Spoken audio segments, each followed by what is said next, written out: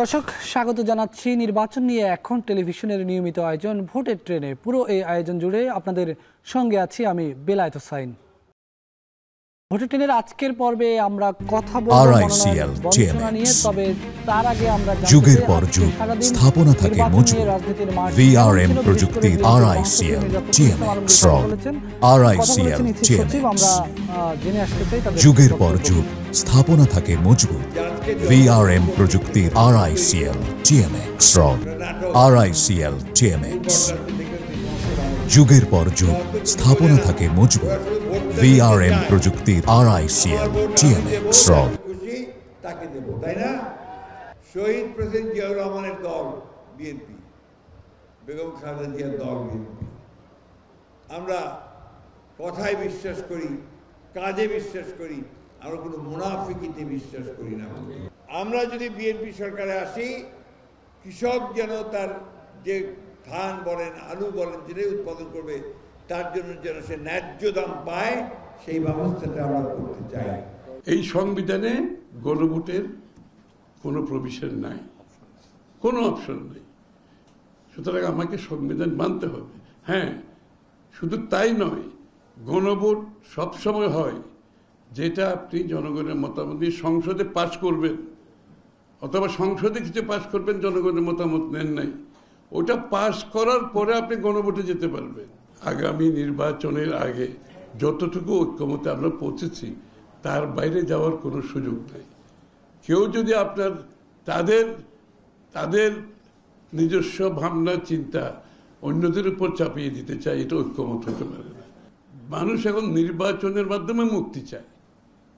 আপনার দেশের মানুষ সবগুলো তাদের সিদ্ধান্ত স্থগিত।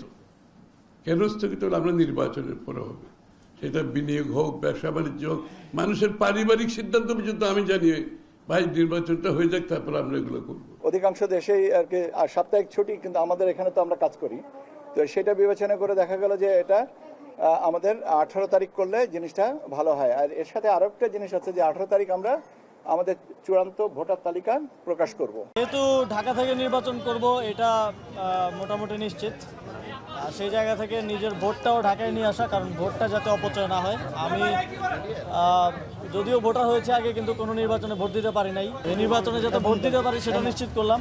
আর নির্বাচন কোথা থেকে করবো এই বিষয়ে এখনও চূড়ান্ত কোনো সিদ্ধান্ত হয়নি, তবে ঢাকা থেকে করবো। আমার কারোর সাথে কোনো ধরনের আলোচনা হয় নাই। কেউ কোন আসন কোন রাজনৈতিক দল ফাঁকা রাখলো কি রাখলো না সেটা আমার দেখার বিষয় না। আমাদের এখানে 16-17 বছর যাওয়া ইলেকশন হয় না, তো মানুষের ইলেকশনের অভ্যাসটাই বোধহয় চলে গেছে। তো আমি নিজে বিশ্বাস করি যে আমাদের অনেক মানুষ আছে যাদের 32, 33, 34 বছর হয়ে গেছে, জীবন একবার ভোট দেওয়ার সুযোগ পায় নাই। দৃঢ় কণ্ঠে বলতে চাই, আমরা সরকারের পক্ষ থেকে ফেব্রুয়ারির প্রথমার্ধে জাতীয় সংসদ নির্বাচন আয়োজন করার ব্যাপারে বদ্ধপরিকর। এটার সাথে সম্পর্কিত বা এটাকে বিলম্বিত করার কোনো ইস্যু আছে বলে আমরা মনে করি না। আমরা বিশ্বাস করি অবশ্যই ফেব্রুয়ারির প্রথমার্ধে জাতীয় সংসদ নির্বাচন অনুষ্ঠিত হবে, এবং এটার কোনো দ্বিতীয় চিন্তা বা না হলে কি হবে এই ধরনের কোনো চিন্তা আমরা মাথায় রাখছি না। আজকে ফেসিবাদ দিল্লিতে পালাইছে, কিন্তু ইসলামী ছাত্র শিবির এদেশের মুক্তিকামী ছাত্র জনতাকে সাথে নিয়ে সারা দেশের সকল মানুষের আশা ভরসার প্রতীকে পরিণত হয়েছে, এবং ইনশাআল্লাহ ইসলামী ছাত্র শিবির এদেশের মানুষের মুক্তির জন্য সারা জীবন কাজ করে যাবে। আজকের ভোটে টেনে আমরা যেহেতু আলোচনার বিষয় ঠিক করেছি মনোনয়ন বঞ্চনা নিয়ে, আজকে যখন আমরা এই বিষয় নিয়ে আলোচনা করব তখনই আমাদের কাছে খবর এসেছে বাংলাদেশের 2টি জেলায় মনোনয়ন বঞ্চিতরা বিক্ষোভ সমাবেশ করেছেন। বিশেষ করে আমরা যদি যাই চাঁদপুর 4 আসনে বিএনপির মনোনয়ন পুনর্বিবেচনার দাবিতে ফরিদগঞ্জ উপজেলা বিএনপির আহ্বায়ক MA হান্নানের সমর্থকরা মিছিল করেছেন। এ নিয়ে আমরা জানবো, বিস্তারিত জানাতে আমাদের সঙ্গে যুক্ত হচ্ছেন ফরিদগঞ্জ উপজেলা থেকে সহকর্মী তালহা জুবায়ের। আপনার কাছে একটু জানতে চাই, মনোনয়ন বঞ্চিত যারা তারা আসলে কি ধরনের কর্মসূচি সেখানে রেখেছেন এবং তারা কি বলছেন, আর যারা বঞ্চিত তাদের অবস্থান কর্মসূচি সম্পর্কে একটু জানাবেন, এবং তাদের আসলে ভাষাটা কি, তারা কি চাইছেন?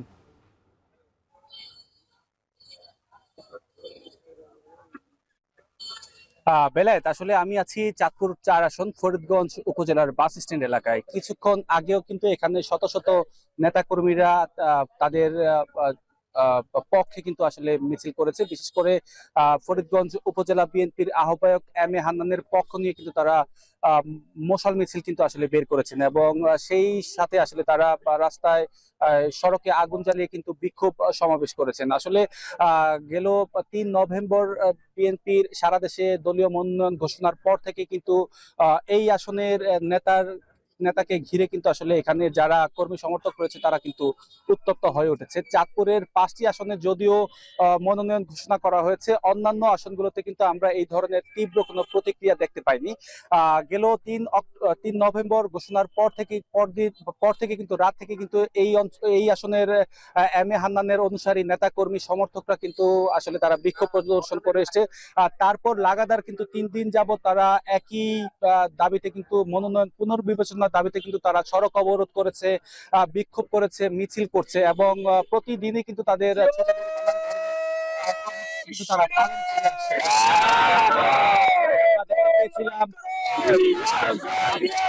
কিন্তু তারা উপজেলা বিএনপি ছাত্রদল সহ অঙ্গ নেতা কর্মী বিক্ষোভ মিছিল করেছে এবং তাদের করে আসছেন এই আসনে হয়েছে সাবেক সংসদ সদস্য আসলে কর্মীরা বলছেন মূলত হারুনুর রশিদ আসলে বিগত 17টি বছর তাদেরকে আসলে পাশে পায়নি। তারা বলে আসছেন লায়ন হারুনুর রশিদ এই বিগত 17 বছরে আওয়ামী লীগের সাথে আসলে আঘাত করে কিন্তু তার সকল ধরনের কার্যক্রম করেছে।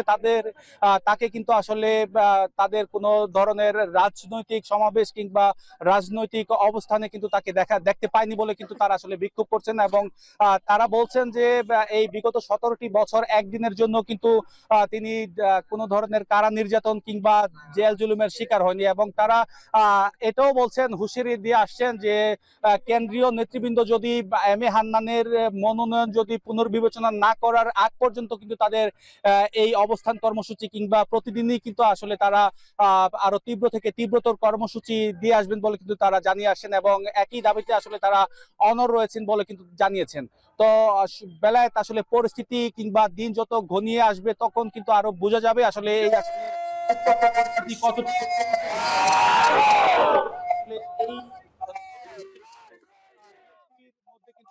অনেক ধন্যবাদ তালহা জোবাই। তালহা জোবাইয়ের আমাদেরকে জানাচ্ছিলেন চাঁদপুর 4 আসনের মনোনয়ন বঞ্চিতদের বিক্ষোভের কথা। এ পর্যায়ে আমরা কক্সবাজার একটু যেতে চাই। কক্সবাজার 4 আসনে বিএনপি মনোনীত প্রার্থী শাহজাহান চৌধুরীর মনোনয়ন বাতিলের দাবিতে টেকনাফে মশাল মিছিল করেছেন দলটির কর্মী সমর্থকদের একাংশ। এ নিয়ে আরও জানাতে কক্সবাজার থেকে আমাদের সঙ্গে যুক্ত হবেন মনতোষ বেদজ্ঞ।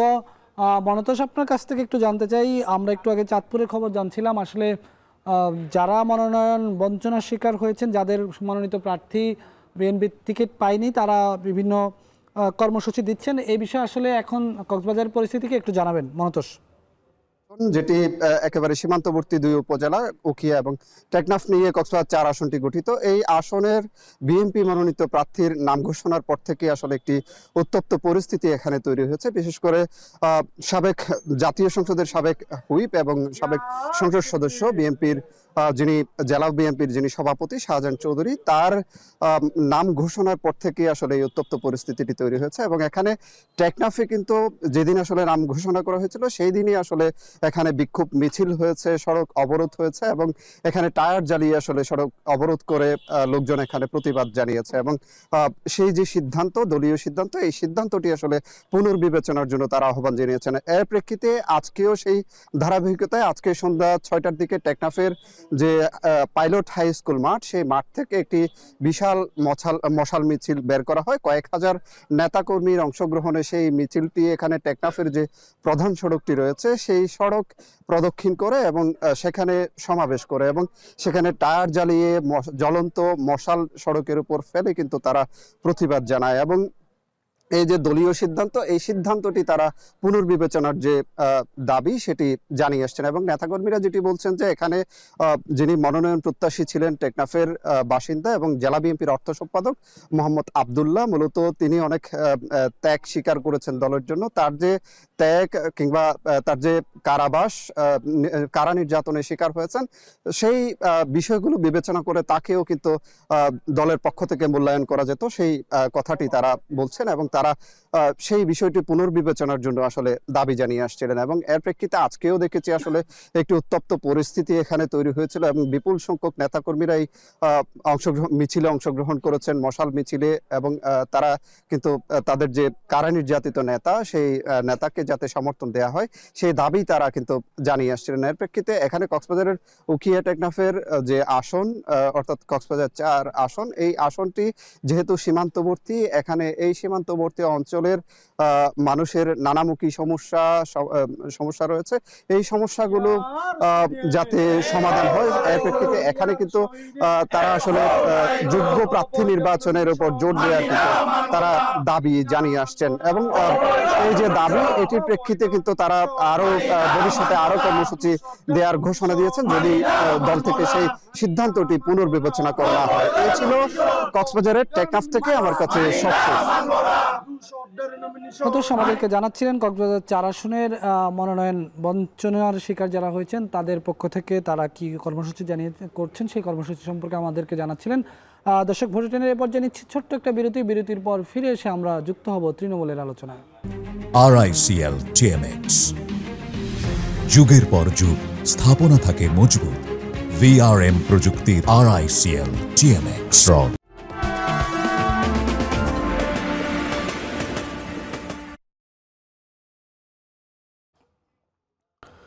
দর্শক, স্বাগত আরেকবার। দেখছেন ভোটের ট্রেন। আমরা আলোচনা করছিলাম মনোনয়ন বঞ্চনা নিয়ে। আমরা দেশের বিভিন্ন প্রান্তে বিএনপির পক্ষ থেকে যারা 237 আসনে মনোনয়ন ঘোষণার পর যারা মনে করছেন যে তাদের আসলে প্রত্যাশিত মনোনয়নটি তারা পায়নি, সে কারণে নানা জায়গায় তারা প্রতিক্রিয়া দেখাচ্ছেন। এই বিষয়ে আজকে আমরা দেশের বিভিন্ন জায়গায় যুক্ত হব। বিএনপির নেতারা আমাদের সঙ্গে কথা বলবেন। কথা বলে তাদের প্রতিক্রিয়া আমরা জানতে চাইব। তারা আসলে দলের সিদ্ধান্তকে তারা আসলে উপেক্ষা করে তারা তাদের এই কর্মসূচি কেন তারা করছেন, একই সঙ্গে তাদের যেই মনের ভাষা সেটিও আমরা শোনার চেষ্টা করব। আমরা মনোনয়ন বঞ্চনা নিয়ে একটু আগে আমরা চাঁদপুরে কথা বলেছি, আমরা কক্সবাজার 4 আসনের সেখানকার মশাল মিছিল দেখেছি, 2টি জেলায় মশাল মিছিল করা হয়েছে। এ পর্যায়ে আমরা একটু যুক্ত হব চট্টগ্রামে আমাদের সঙ্গে আলোচনার জন্য যুক্ত হচ্ছেন চট্টগ্রাম দক্ষিণ জেলা বিএনপির সাবেক আহ্বায়ক আবু সুফিয়ান। আমরা তার সঙ্গে আলোচনা করবেন আমাদের সহকর্মী ফয়সাল করিম। আপনার মাধ্যমে আমাদের অতিথির সঙ্গে একটু আলোচনা করতে চাই, তার কথা শুনতে চাই যে আসলে এই যে 237 আসনে বিএনপির মনোনয়ন ঘোষণা হলো, সেখানে আজকেও আমরা 2টি জেলায় দেখেছি একেবারে বিশাল মশাল মিছিল হয়েছে, বিভিন্ন জায়গায় প্রতিক্রিয়া দেখাচ্ছে বিএনপির নেতাকর্মীরা। এইটি নিয়ে তার মূল্যায়ন কি? আসলে এই অবস্থাকে সামনে রেখে বিএনপির জন্য নির্বাচনটা কেমন হবে, কি অবস্থা একটু জানাবেন ফয়সাল।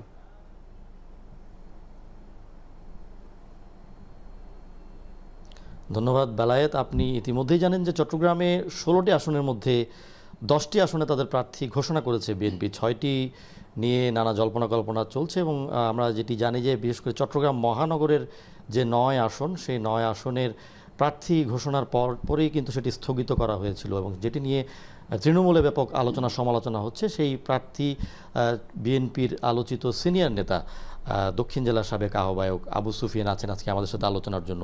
আপনাকে শুভেচ্ছা আমাদের সাথে যুক্ত হওয়ার জন্য। প্রথমেই যেটি জানতে চাইব যে বিএনপির যে মনোনয়ন হয়েছে বিভিন্ন জায়গায় যে ঘোষণা করেছে সেগুলো নিয়েও কিন্তু নানা জায়গায় প্রতিক্রিয়া হয়েছে এবং আজকে কিন্তু মশাল মিছিল হয়েছে। তো এটি নিয়ে একটু প্রথমে জানতে চাই আসলে আপনি একজন সিনিয়র নেতা হিসেবে বিষয়টিকে কীভাবে দেখছেন? ধন্যবাদ এখন টিভি যারা দেখছেন।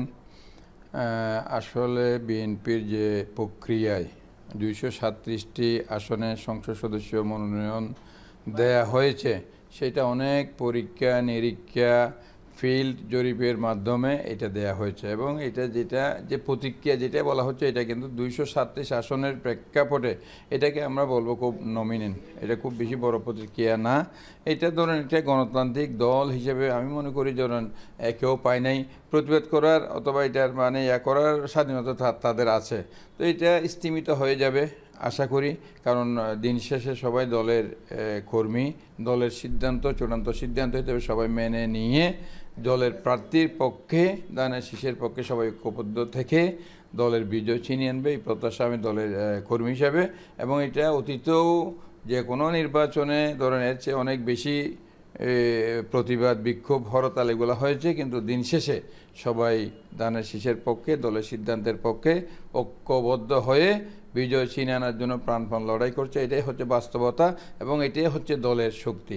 আর বিশেষ করে বর্তমান প্রেক্ষাপটে যে দেশের যে পরিবর্তিত যে একটা পরিস্থিতিতে মানুষের যে আকাঙ্ক্ষা, মানুষের যে একটা পরিবর্তিত বাংলাদেশের যে স্বপ্ন, এই স্বপ্ন বাস্তবায়নে আজকে আমাদের দলের প্রত্যেক স্তরের নেতাকর্মীদেরকে আমাদের অত্যন্ত সচেতন, অত্যন্ত মানে ধৈর্যশীল ভূমিকা রাখা উচিত। এবং এই ব্যাপারে আমাদের নেতাকর্মীরা এটা আছে, সচেতন আছে এবং দিন শেষে ওইটা ইনশাল্লাহ ঐক্যবদ্ধ হবে সবাই, এটা আমি বিশ্বাস করি। এই যে সাময়িক যে বিক্ষোভ, ক্ষোভ, এটা সাময়িক। ধন্যবাদ। আমরা যেটি জানতে চাইব যে আপনার আসনেও এক ধরনের প্রার্থিতা ঘোষণা করা হয়েছিল, আপনার নাম ঘোষণা করা হয়েছে, তারপরে স্থগিত করা হয়েছে। তো সেক্ষেত্রে সেটা যদি চূড়ান্তভাবে মনোনয়ন নাও হয় কিংবা তৃণমূলের যে দাবি সেটা যদি বাস্তবায়িত নাও হয়, তাহলে আপনার রাজনৈতিক অবস্থানটা কি হবে? শোনেন, আমি ব্যক্তিগতভাবে ধরেন আমরা যখন 1982 সালে 24শে মার্চ হোসেন মোহাম্মদ এরশাদ বন্দুকের নলের মুখে বিএনপি থেকে ক্ষমতা কেড়ে নিয়েছিল, বিএনপির অনেক বড় বড় নেতারা এরশাদের সাথে চলে গিয়েছিল। ওই সময় বিএনপির অস্তিত্ব, বিএনপি টিকবে কি টিকবে না এমন প্রশ্নের এমন পরিস্থিতি যখন সৃষ্টি হয়েছিল, তখন দেশনেত্রী বেগম খালেদা গৃহবধূ থেকে এসে এ দলের হাল ধরেছিলেন। সেই দিনের আমরা ছাত্র তরুণ কর্মী হিসাবে বেগম খালেদার নেতৃত্বে আমরা স্বৈরাচার এরশাদ বিরোধী 9 বছর দীর্ঘ আন্দোলন সংগ্রামের মধ্য দিয়ে এরশাদের পতন ঘটানোর পরে একটা সুষ্ঠু নিরপেক্ষ নির্বাচনে বিএনপি দেশ পরিচালনার দায়িত্ব পেয়েছিল। এই বিএনপি দীর্ঘ 42 বছরের ইতিহাসে একজন কর্মী হিসেবে, দলের কমিটেড কর্মী হিসেবে কাজ করে আসছি। আমরা কোনোদিন এমপি হব, মন্ত্রী হব সেই চিন্তা করে এই দলে আমরা আসিনি। তো দল আমাকে 1981 সংসদ নির্বাচনে চট্টগ্রাম 8 থেকে দিয়েছিল, নমিনেশন দিয়েছিল ধানের শীষ প্রতীকে। এর 1 বছর পর একটা উপনির্বাচন হয়েছিল, সেখানেও আমাকে মনোনয়ন দিয়েছিল। সেখানে আমাদের নিশ্চিত বিজয়। সেখানে ওই স্বৈরাচারী সরকারের আমলে ভোট ডাকাতেরা সেটা আমার ছিনিয়ে নিয়েছিল। তো এখনও আমার ইচ্ছে ছিল যে আমরা চট্টগ্রাম 8-এই ইলেকশন করব, কিন্তু আমাদের দলের হাইকমান্ডের সিদ্ধান্তের কারণে আমি চট্টগ্রাম 9-এ এসেছি। আপনারা দেখেছেন সেটা আমাদের মাননীয় মহাসচিব চট্টগ্রাম 9-এ আমার নাম ঘোষণা করার পরে কিছুক্ষণ পরেই সেটা স্থগিত করা হয়েছে। এই নিয়ে আমার কোনো আক্ষেপ নাই। এখন যদি দল, আমি দৃঢ়ভাবে বিশ্বাস করি দল আমাকে প্রাথমিক ঘোষণা করেছিল, এটা চিরেই ওইটা কেটে যাবে এবং আমাকে প্রার্থী হিসেবে ঘোষণা দিবে, এটা আমি বিশ্বাস করি।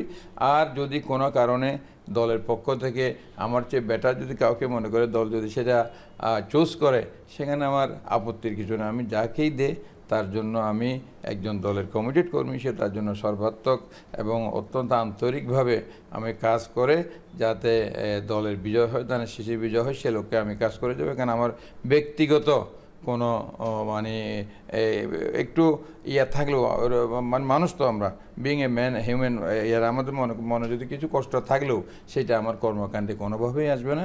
সেটা দলের জন্য আমরা সবসময় ত্যাগ স্বীকারে প্রস্তুত ছিলাম, এখনও আছে, আগামী দিনে যতদিন আল্লাহর হায়াত দেয় দলের যে কোনো সিদ্ধান্ত, আমাদের চেয়ারম্যান এবং ভারপ্রাপ্ত চেয়ারম্যান যে কোনো সিদ্ধান্ত আমরা প্রশ্নাতীতভাবে সবসময় মেনে নিতে আমরা তৈরি আছি। ধন্যবাদ আপনাকে আপনার মূল্যবান সময় এবং মতামতের জন্য। আমরা জানি যে রাজনীতি মানেই ত্যাগ, রাজনীতিক মানে অপেক্ষা এবং জনসাধারণের জন্য কাজ করা। তো দিন শেষে যারা মনোনয়ন পেয়েছেন বা অপেক্ষায় আছেন কিংবা যারা সব কিছুর ঊর্ধ্বে উঠে রাজনীতির মাঠে সক্রিয় আছেন, তাদের প্রত্যেকের কাছেই জনগণের প্রত্যাশা দিন শেষে একটি গণতান্ত্রিক এবং গ্রহণযোগ্য নির্বাচন যাতে অনুষ্ঠিত হয়। তো এই ছিল চট্টগ্রাম থেকে আমার কাছে বেলায়েত। দেশের সবচেয়ে মজবুত আরএফএল ল্যাডার, যা 6061 গ্রেড অ্যালুমিনিয়ামে তৈরি। শক্তিশালী এমএস ক্রসবার নিশ্চিত করে সর্বোচ্চ নিরাপত্তা। RFL ladder. দর্শক, আমরা শুনছিলাম চট্টগ্রামের একজন বিএনপি নেতার কথা। এই পর্যায়ে আমরা আরেকটি বিরতি নিচ্ছি। বিরতির পর ফিরে এসে আমরা যুক্ত হব ময়মনসিংহে।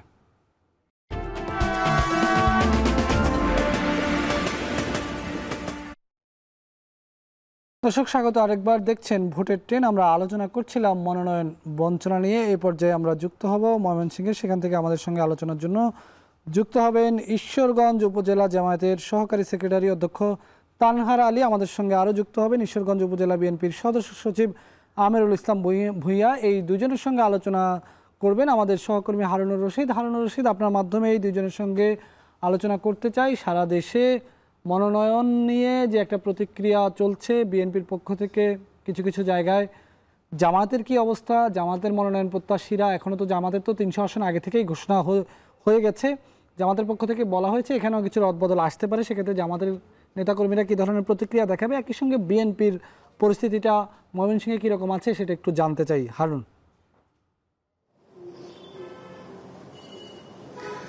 বেলায়েত, আমরা ভোটের ট্রেনে আজকে যুক্ত হয়েছি ময়মনসিংহের ঈশ্বরগঞ্জ উপজেলা পরিষদ চত্বরে। আমার সাথে দুজন অতিথি আছেন। আমি প্রথমেই যেতে চাই, আমার ডান পাশে আছেন বাংলাদেশ জাতীয়তাবাদী দল ঈশ্বরগঞ্জ উপজেলা শাখার সদস্য সচিব আমিরুল ইসলাম ভূঁইয়া মনি। আমি আপনার কাছে একটু জানতে চাইব যে ইতিমধ্যেই বিএনপি থেকে প্রাথমিক যারা মনোনয়ন পেয়েছেন তাদের প্রাথমিক তালিকা প্রণয়ন করা হয়েছে। এর মধ্যে ময়মনসিংহের ঈশ্বরগঞ্জে লুৎফুল্লাহ মাজেদ বাবুকে ধানের শীষ প্রতীক দেওয়া হয়েছে প্রাথমিকভাবে।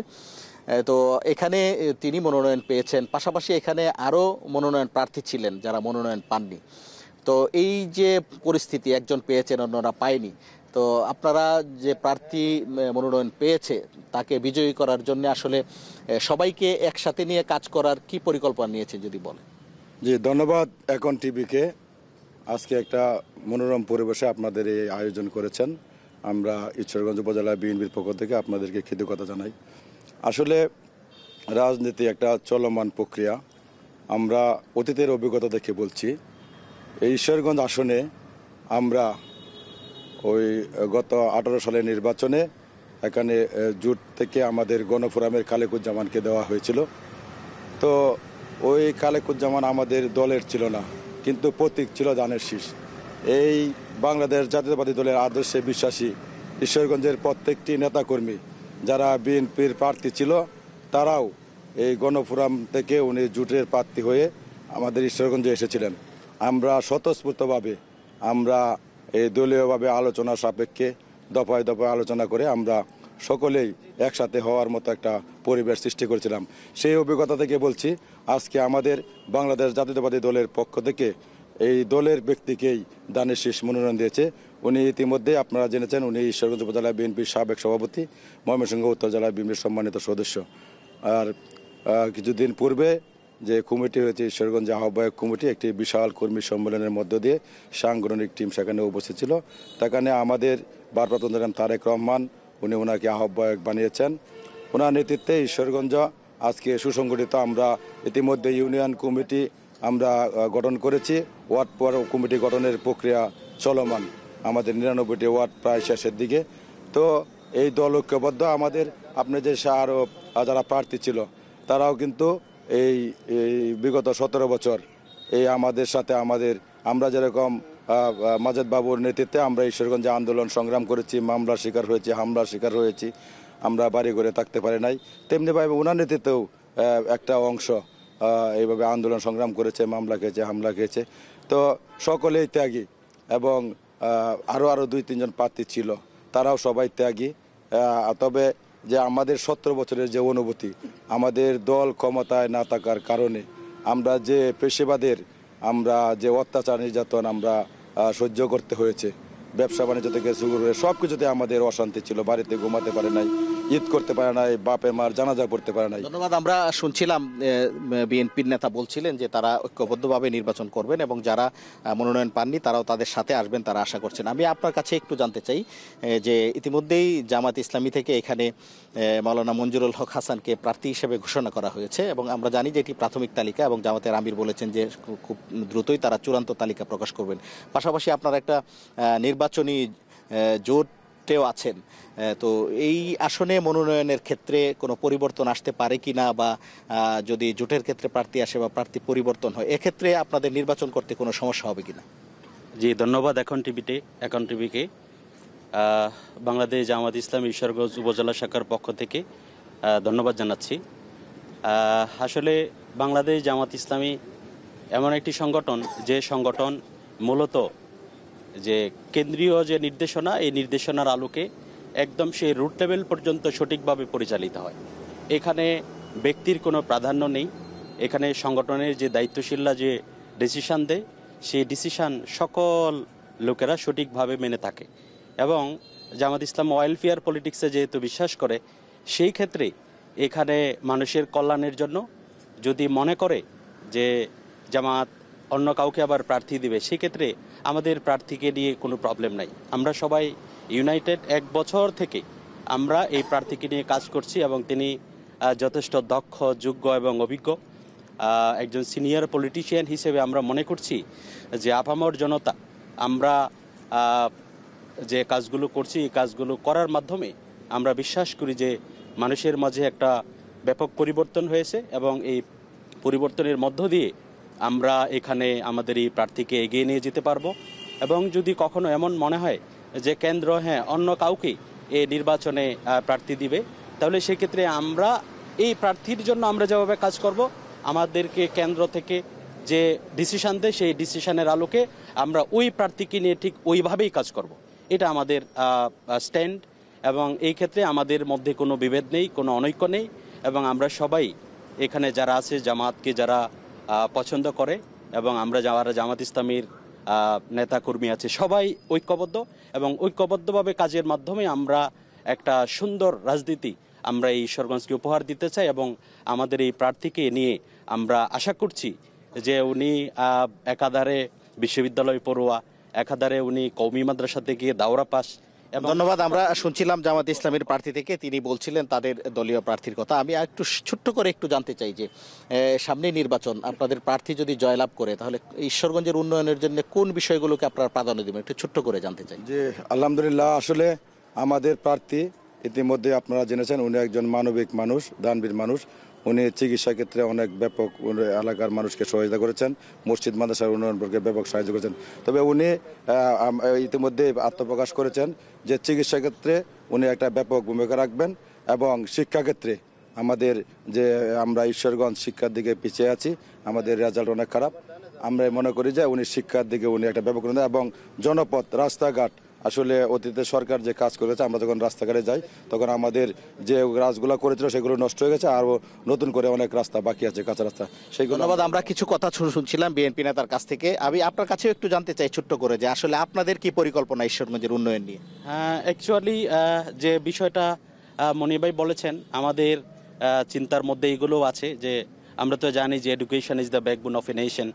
তো সেই ক্ষেত্রে আমরা এখানে ইতিমধ্যে প্রতিষ্ঠান, আমি নিজেও একটা কলেজের প্রিন্সিপাল, আমরা চেষ্টা করছি যে এই শিক্ষা ব্যবস্থাকে ঢেলে সাজাতে এবং এই শিক্ষার মাধ্যমে আমরা অনেক আগে থেকেই কাজ শুরু করেছি এবং আমরা মনে করছি যে আরও মানের আমরা শিক্ষা প্রতিষ্ঠান কিছু আমরা তৈরি করব এবং যেগুলো আছে সেগুলোর মাধ্যমে আমরা এখানে শিক্ষার্থীদেরকে প্রকৃত শিক্ষা নিশ্চিত করার মাধ্যমে আমরা একটা দক্ষ জনশক্তি হিসেবে গড়ে তুলতে চাই। ধন্যবাদ। আমরা কথা বলছিলাম বাংলাদেশ জাতীয়তাবাদী দল এবং বাংলাদেশ জামায়াত ইসলামের দুজন নেতার সাথে, যারা স্থানীয় পর্যায়ে রাজনীতি করেন। তারা একটি বিষয় বলেছেন যে প্রার্থী যেই হোক, দলের লোকজন সবাই তার পক্ষেই কাজ করবেন শেষ পর্যন্ত এবং যদি কোনো পরিবর্তনও আসে, যেমন জামায়াত ইসলামের পক্ষ থেকে বলা হয়েছে যে তাদের যে কোনো ধরনের পরিবর্তনে তাদের দলীয় কর্মী সমর্থকদের কোনো পরিবর্তন আসবে না এবং বিএনপির পক্ষ থেকে যেটি বলা হয়েছে যে যিনি দলীয় প্রতীক নিয়ে নির্বাচন করছেন বা যিনি করবেন তার পক্ষেই দলের নেতাকর্মী যারা আছেন সবাই থাকবেন এবং উভয় প্রার্থীর বা উভয় নেতারই একই কথা, ঈশ্বরগঞ্জের উন্নয়নের জন্য সার্বিকভাবে তারা কাজ করবেন। তো এই ছিল আমার কাছে ভোটের ট্রেনে সর্বশেষ। দেশের 1 নম্বর gas stove RFL gas stove, যা বেশি তাপেও ফাটে না আর হ্যাসেল ফ্রি অটো ইগনিশন নিশ্চিত করে ঝামেলাহীন রান্না। আরএফএল গ্যাস স্টোভ, নিরাপদ ও ঝামেলাহীন। আমরা যুক্ত ছিলাম ময়মনসিংহে, সেখানকার দুজন স্থানীয় নেতার আলোচনা শুনছিলাম। আমাদের সহকর্মী হারুনুর রশিদ আমাদেরকে বলছিলেন যে তাদের ভাবনাগুলোর কথা, মনোনয়ন বঞ্চনা নিয়ে দলের নেতারা কে কি বলছেন সেই আলোচনা আমরা শুনছিলাম। দর্শক, এ পর্যায়ে নিচ্ছি আরেকটি বিরতির পর ফিরে এসে আমরা যুক্ত হব ব্রাহ্মণবাড়িয়ায়।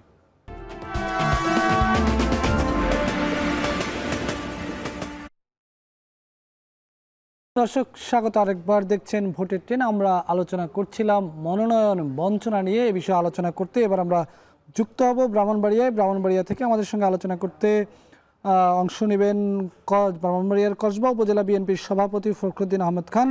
আমাদের সঙ্গে আরও যুক্ত হবেন আশুগঞ্জ উপজেলা বিএনপির সভাপতি মোহাম্মদ শাহজাহান সিরাজ। আর এই দুজনের সঙ্গে আলোচনা চালিয়ে যাবেন আমাদের সহকর্মী আজিজুল সঞ্চয়। আজিজুল সঞ্চয়, আপনার মাধ্যমে বিএনপিরই দুইজন অতিথি আছেন, তাদের কাছে জানতে চাই ব্রাহ্মণবাড়িয়ার আলোচিত সংসদ সদস্য প্রার্থী আমরা বলতাম ব্যারিস্টার রুমিন ফারহানাকে, তিনি এবার মনোনয়ন পেলেন না, এটা নিয়ে ব্রাহ্মণবাড়িয়ায় কী ধরনের প্রতিক্রিয়া আছে? একই সঙ্গে ব্রাহ্মণবাড়িয়ায় যারা মনোনয়ন বঞ্চিত হয়েছেন বা মনোনয়ন পাননি তাদের পক্ষ থেকে দলের এই সিদ্ধান্তকে তারা কিভাবে দেখছেন, আপনার মাধ্যমে একটু জানতে চাই আজিজুল সঞ্চয়।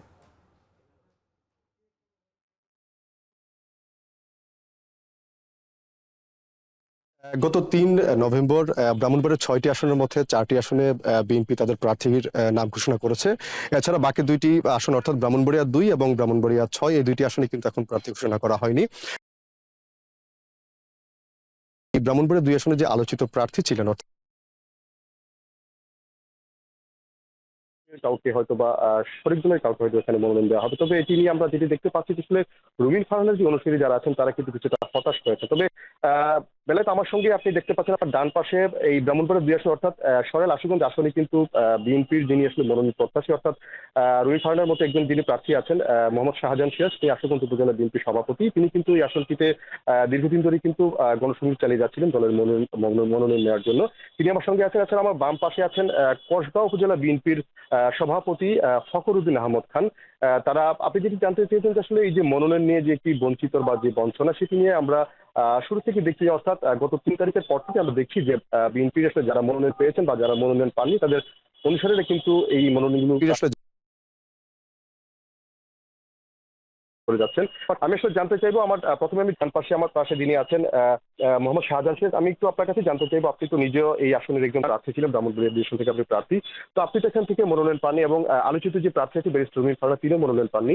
সেক্ষেত্রে আসলে এখন আমরা দেখছি যে আপনাদের সমর্থকরা আন্দোলন কর্মসূচি চালিয়ে যাচ্ছে, আসলে এটি কি দলের সিদ্ধান্তের পরিপন্থী কিনা? আপনারা কি এই বিষয়ে এখন টেলিভিশনকে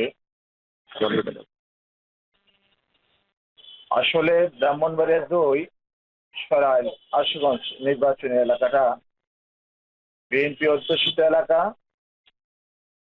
বিগত 18 সালের নির্বাচনে 60টি আসন পেয়েছিল বিএনপি, তার ভিতরেও সরাইল আশুগঞ্জের আসনটি ছিল, ব্রাহ্মণবাড়িয়া 2 আসনটি ছিল। আমরা এখানে বেশ কয়েকজন প্রার্থী রয়েছে। আমি আশুগঞ্জ উপজেলা বিএনপির সভাপতি, জেলা বিএনপির সহসভাপতি। আমি ছাত্র জীবন থেকে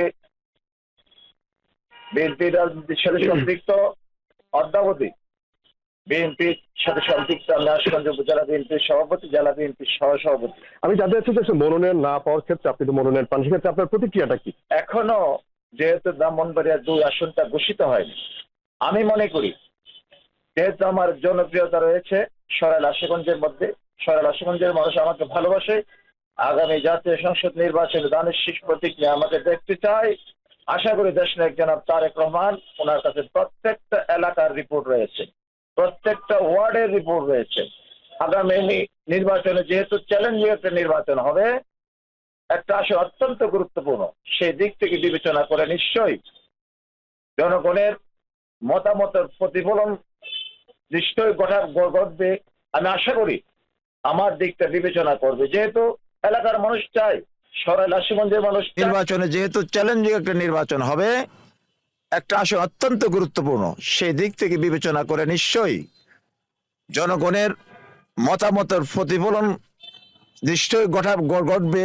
আমি আশা করি আমার দিকটা বিবেচনা করবে, যেহেতু এলাকার মানুষ চায়, সরাইল আশুগঞ্জের মানুষ চায় আমাকে। আসলে আপনি আলোচিত কথা বলেছেন, একজন প্রার্থীর কথা বলেছেন, জনমত থাকতে হবে, জনমতটাই সবচেয়ে বড় জিনিস। জি, আমি আবার আসবো আপনার কাছে। আমি এই মুহূর্তে একটু যাবো হচ্ছে আমার বাম পাশে যিনি আছেন কসবা উপজেলা বিএনপির সভাপতি ফখরুদ্দিন আহমদ খান। উনি কিন্তু, আমি আপনার কাছে জানতে চাইবো যে ব্রাহ্মণবাড়িয়ার 6টি আসনের মধ্যে কিন্তু আপনার উপজেলার যে আসনটি অর্থাৎ ব্রাহ্মণবাড়িয়া 4 কসবা আকরণে যেটি গঠিত, সেখানে কিন্তু একজন আলোচিত প্রার্থী আছেন কবির আহমেদ ভূঁইয়া। তিনি মনোনয়ন না পাওয়ার পরে কিন্তু আমরা দেখেছি যে গত কয়েকদিন ধরে কিন্তু তার সমর্থকরা টানা বিক্ষোভ কর্মসূচি পালন করছে এবং আমরা জানতে পারছি যে আগামী বুধবারে আপনাদের একটি বড় একটি কর্মসূচি আছে। তো আমি জানতে চাইবো আসলে এই যে আপনাদের দলের পক্ষ থেকে আসলে যাদেরকে মনোনয়ন মনোনয়ন দেওয়া হল, আপনারা যারা বিরোধিতা করছেন বা আসলে আপনারা যারা সংক্ষুব্ধ হয়েছে আপনাদের পছন্দের প্রার্থী যাদেরকে দেওয়া হয়নি, আসলে তাদের ক্ষেত্রে বা দলের সিদ্ধান্তের ক্ষেত্রে আপনারা কি মনে করছেন, কি বলছেন? আপনার মাধ্যমে এখন টিভিকে ধন্যবাদ। ব্রাহ্মণবাড়িয়া 4 এলাকায় যাকে মনোনয়ন দেওয়া হয়েছে মুশফিকুর রহমান সাহেব, যিনি সাবেক এমপি, তো দেখুন আমরা আশা করেছিলাম যে বা দল থেকেও আমরা নির্দেশনা পেয়েছিলাম যে এবার যারা নির্যাতিত নিপীড়িত কঠিন সময়ে দুর্দিনে ফ্যাসিস্ট সরকারের দুর্দিনে যারা মাঠে ছিলেন, ত্যাগী নেতা যারা গুম হয়েছেন, যারা জেল হাজত খেটেছেন, যারা দুঃসময়ে কারা নির্যাতিত নেতাকর্মীদের পাশে ছিলেন, তাদেরকে মূল্যায়ন করা হবে। কিন্তু সেদিক থেকে যাকে দেওয়া হয়েছে উনি বিগত দিনে ফ্যাসিস্ট সরকারের কঠিন সময়ে উনি আমাদের এলাকায় ছিলেন না। উনি আমাদের কোনো রাজনৈতিক নেতাকর্মীদের, বিএনপি নেতাকর্মীদের কোনো খোঁজ খবর রাখেন নাই। যারা কারা নির্যাতিত হয়েছেন, রিমান্ডে গিয়েছেন এবং যারা ঘরে বাইরে এত শঙ্কিত অবস্থায় ছিলেন সেই দুঃসময়ে, তখন যারা সাবেক এমপি যারা ছিলেন, নেতারা যারা ছিলেন, ইভেন আমি জানতে চাইবো যে ব্রাহ্মণবাড়িয়া 5 আসনে কিন্তু আমরা দেখেছি যে সেখানেও যাকে মনোনয়ন দেওয়া হয়েছে দলের সভাপতি আব্দুল মান্নান, তার বিরুদ্ধেও আমরা কিন্তু দেখেছি যে আজকে এখানে 2018 সালে যিনি মনোনয়ন পেয়েছিলেন কাজী নাজমুল হোসেন তাপস, তার পক্ষেও কিন্তু আজকে এখানে আমরা দেখেছি যে বিক্ষোভ সমাবেশ বা বিক্ষোভ কর্মসূচি পালন হয়েছে। আসলে এইগুলো কি আপনাদের দলের সিদ্ধান্তের বাইরে গিয়ে আপনারা এগুলো যে আসলে এটি কি দলের না, এটা দলের শৃঙ্খলার পরিপন্থী না, এটা হচ্ছে যে মানুষের মনের এবং তাদের যে একটা অধিকার, মৌলিক অধিকার, গণতান্ত্রিক অধিকার, যে যারা দুঃসময়ে কাজ করেছেন। এই কবির আহমদ ভূঁইয়া সাহেব যখন মাঠে কেউ ছিল না তখন এই নেতাকর্মীদের পাশে উনি এসে দাঁড়িয়েছেন এবং কসবা আখাউড়ার সকল বিএনপি এবং সকল অঙ্গ সংগঠন, সহযোগী সংগঠনকে উনি সাজিয়েছেন। নেতাকর্মী যারা কারারুদ্ধ হয়েছেন তাদেরকে মুক্তির ব্যবস্থা করেছেন। আমি নিজেও একজন অ্যাডভোকেট এবং আমি আমার এই যে উপজেলা, কসবা উপজেলা, আখাউড়া উপজেলার সকল মামলাগুলো আমি এই ব্রাহ্মণবাড়িতে দেখেছি। হাইকোর্ট, সুপ্রিম কোর্ট থেকে কবির আহমদ ভূঁইয়া সাহেব জামিনের ব্যবস্থা করেছেন এবং তাদের পাশে ছিলেন। নিজেও উনি গুম হয়েছেন। মুশফিকুর রহমান সাহেবকে তখন আমরা হাটে মাঠে ঘাটে কোথাও পাই নাই। এবং আমরা যে এই বাংলাদেশের বিভিন্ন জায়গায়, ঢাকা, চট্টগ্রাম, কুমিল্লা, যে আপনারা যেটি বলছেন যে ব্রাহ্মণবাড়িয়ার যে 4টি আসনে মনোনয়ন ঘোষণা করা হয়েছে, আপনি বেলায় শুনছিলেন যে 2 জন প্রার্থী কিন্তু বলছেন যে তাদের কিন্তু কিছু জায়গাতে তারা কিন্তু সংক্ষুব্ধ হয়েছেন। তারা বলছেন যে সেখানে প্রার্থীদের যে পুনর্বিবেচনা করে সেখানে নতুন প্রার্থী দেওয়ার জন্য তারা দাবি জানাচ্ছেন। তো বেলায় আপনি শুনছিলেন যে ব্রাহ্মণবাড়িয়ার 6টি আসনের মধ্যে কিন্তু 4টিতে বিএনপি তাদের প্রার্থী ঘোষণা করা হয়েছে। তার মধ্যে ব্রাহ্মণবাড়িয়া 1 আসনে এম এ মান্নান, ব্রাহ্মণবাড়িয়া 3-এ জেলা বিএনপি সভাপতি ইঞ্জিনিয়ার খালেদ হোসেন মাহবুব শ্যামল, ব্রাহ্মণবাড়িয়া 4-এ মুশফিকুর রহমান, তিনি বিএনপি চেয়ারপারসন উপদেষ্টা। এছাড়া ব্রাহ্মণবাড়িয়া 5-এ দেওয়া হয়েছে নবীনগর উপজেলা বিএনপি সভাপতি এম এ মান্নানকে দেওয়া হয়েছে সেখানে। এছাড়া ব্রাহ্মণবাড়িয়া 6 আসনটি কিন্তু এখনো ফাঁকা রাখা হয়েছে। ধারণা করা হচ্ছে ব্রাহ্মণবাড়িয়া 2 এবং ব্রাহ্মণবাড়িয়া 6 এই দুইটিতে আসলে বিএনপি তাদের যে শরিক দল আছে তাদের জন্য এই 2টি আসন তারা সংরক্ষণে রেখেছেন, এটি ছিল। তো বেলায় আমার কাছে এই ছিল ব্রাহ্মণবাড়িয়া থেকে এই যে মনোনয়ন বঞ্চিত প্রার্থী এবং জেলা বিএনপির বা বিএনপির যে নেতৃবৃন্দ তারা আসলে বিষয়গুলো নিয়ে কি বলছেন, তাদের যে বিক্ষোভ কর্মসূচি চলছে সে বিষয়ে সবশেষ খবর। অনেক ধন্যবাদ আজিজুল সঞ্চয় আমাদের সঙ্গে যুক্ত হয়ে জানাচ্ছিলেন ব্রাহ্মণবাড়িয়ার মনোনয়ন নিয়ে। সেখানকার যারা মনোনয়ন পাননি বা যারা মনোনয়ন দলের টিকিট পাননি তাদের যে প্রতিক্রিয়া, সেই প্রতিক্রিয়া সম্পর্কে আমরা জানছিলাম। দর্শক, এই ছিল আজকের ভোটের ট্রেনের আয়োজন। সাথে থাকার জন্য ধন্যবাদ।